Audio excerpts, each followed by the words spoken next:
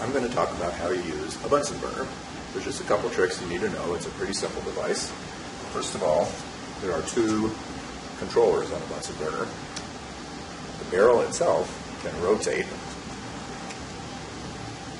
So I'm turning it counterclockwise now, and if you may notice, there are some holes here at the bottom and they are opening up.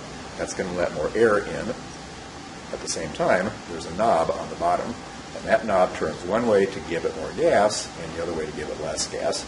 Once we light this, I'll show you how that can increase the size of the flame or decrease the size of the flame. Opening and closing the holes makes the flame hotter or cooler, and I'll demonstrate that as well once it's lit. Now, how do you light a Bunsen burner? That's a tricky thing. A lot of people have trouble with it. So first, notice that we're going to plug it in through the nozzle on the inside of the hood, which is the blue nozzle, and which is controlled by the blue knob that says gas on it. Now, it's kind of embarrassing, and this has happened for people to plug in the Bunsen burner to the yellow nozzle, which has nothing attached to it, and then wonder why it won't light, or worse yet, attach it to the water and have water come pouring out of their Bunsen burner. So don't do that. Okay, so we're attached to the gas. We're going to turn on the gas, turn on clockwise, and you can generally hear the gas coming through the Bunsen burner. Once you do, you can go ahead and try to light it. I'm going to turn it off again for just a minute and talk a little bit about the lighter. This is what's called a safety gas lighter. And hold it like this so that the rounded part is up and the flint makes contact with the steel underneath. It makes sense because you're going to hold it over the top of your Bunsen burner and you want the sparks to be contacting the gas. Many people want to hold it upside down this way. Well, that doesn't make sense because you want the sparks on the bottom to be contacting the gas coming out the top of the Bunsen burner. Now, how do you hold the lighter? Well, hold it between your thumb and your forefinger. Push up a little bit on the side that has the flint so that it makes good contact with the steel. And you'll see, hopefully, that you get good sparks going. Okay, so now I'm going to turn the gas on. Again, you can hear it coming out. I'm going to hold my lighter right over the top of the Bunsen burner. And it shouldn't take very long to get a flame. Now, I don't know if you can see the flame from where you are or not.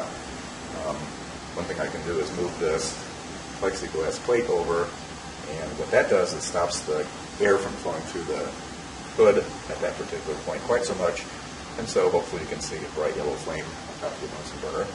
Now I'm going to show you two adjustments that you can make to a flame. As I said before,